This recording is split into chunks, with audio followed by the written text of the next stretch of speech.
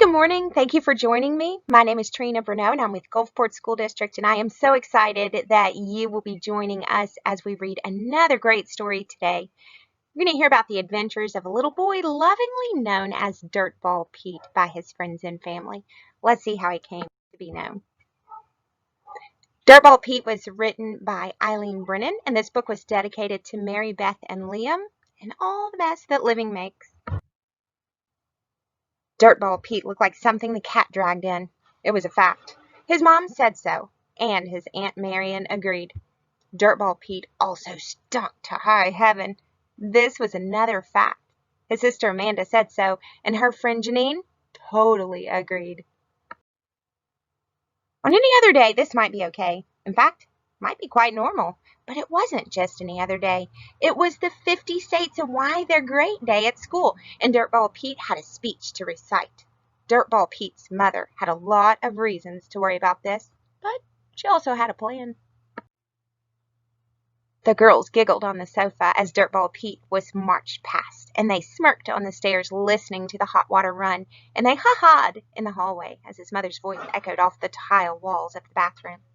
Now listen here, young man. Today is a very special day. Once I find you under all this dirt, I'm going to scrub you clean, and you're going to stay clean until the final curtain. I'm going to leave that auditorium proud of you. Do you understand? Dirtball Pete uttered a soapy, bubbly yes. His mother said no more and began whistling a little song to the rhythm she made with the scrub brush. Dirtball Pete looked like $1,000,000. This was a fact, and quite a surprising fact at that. His mother and Aunt Marion and Amanda and Janine all agreed. Even his dog Jack was impressed. But strangely, the closer they got to Dirtball Pete, the more suspicious they grew. He looked squeaky clean, yes, but what was that smell? Oh no, his mother said. Pet ferrets must stay home, so Dirtball Pete hugged Eggroll goodbye, for now. Then his mother helped him into his costume. Dirtball Pete, his mother said, you are the handsomest Pennsylvania ever. And though no one had really ever seen one before, they all knew it was true. Jack loved his buddy Dirtball Pete, but somehow every time he tried to show him that, something broke. So when Jack came running out of the car to say goodbye, Dirtball Pete's mother and Aunt Marion acted fast. They grabbed Dirtball Pete quicker than you can say muddy dog paws and slid him into the back of the station wagon. And with a stomp on the gas pedal, they were off to the school recital. For the 50 states and why they're great day, each child had prepared a little speech with facts about a different state. As they drove to school, Dirtball Pete stared at the ceiling of the station wagon and quietly rehearsed his speech over and over again. His leaf collection made quite a comfy pillow. With one final tidying, then a big kiss, then a quick swipe of tissue to remove the kiss, then one last smoothing of his hair, Dirtball Pete's mother left him at the flagpole with his classmates and his teacher. All his friends were there in state-shaped costumes too. Yes, indeed, this was not just any other day. No one can tell the wind what to do. Not a kite, not a sailboat, not a businessman's toupee. The wind does what it likes. So how could anyone ever expect that it would grab the crumpled little Pennsylvania speech right out of Dirtball Pete's hand? And how could anyone ever guess that Dirtball Pete would desperately chase it through a sprinkler, across a flower bed, underneath some bushes, and into a trash can? And who could ever imagine that by the time he caught it, after all that cleaning and scrubbing, Dirtball Pete would look just like Dirtball Pete?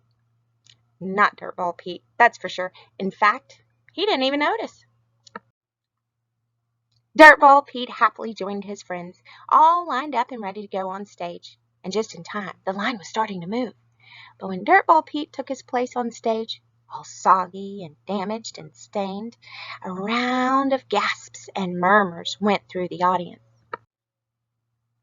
Dirtball Pete looked like a scrappy weed in a vase of flowers.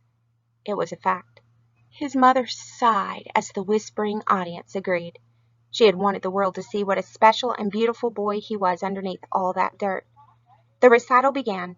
It started with A for Alabama, and then Alaska, and so on. State by state, one by one, each small head peered from a crisp cardboard costume, whispering facts about Kansas or Kentucky, mumbling details about Oklahoma or Oregon. "Aw," went the audience after each speech, even though most of the parents couldn't hear what their child had said.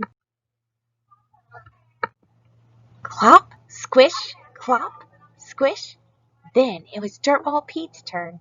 He took center stage, smiling into the silence. "I am Pennsylvania," he boomed. "I was the home of the Lenape and Shawnee Indians," he declared. "I became a state in 1787. He stood tall. "And my capital is Harrisburg." These were all facts, and Dirtball Pete said them with the loudest and clearest voice of all. The silence in the audience turned to hums, and then to smiles, and then to applause. Dirtball Pete's mom was so proud she thought he had delivered his lines beautifully. She said so, and Aunt Marion and Amanda and Janine and everyone in the audience agreed. They did see and hear, and realized that underneath all that dirt, there was a very special boy. And that was a fact. The end.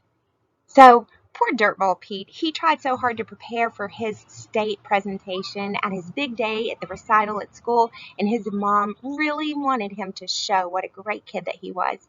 Have you ever had a presentation at school that maybe you were a little nervous about?